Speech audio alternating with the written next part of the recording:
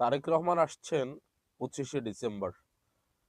গতকাল রাতে যখন ওসমান হাদির বিষয়টা অনেক বেশি আলোড়ন সৃষ্টি করেছে, যখন আলোচনার মূল কেন্দ্রবিন্দু বিন্দু হচ্ছে ওসমান হাদি, সেই সময় আমি দেখলাম যে বিএনপির সেন্ট্রাল লেভেল থেকে পোস্ট করা হচ্ছে যে তারেক রহমান আসতেছেন 25শে ডিসেম্বর।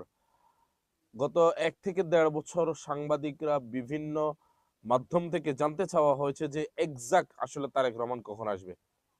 তারা কিন্তু কখনোই ফিক্স করে কিছু বলেন নাই যে অমুক ডেটে আসতেছেন তিনি।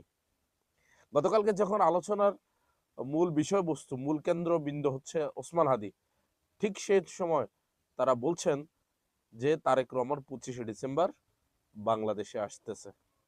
এই সময় এটা বলার মানেটা কি? এটা বলাটাকে আপনারা কি হিসাবে দেখছেন?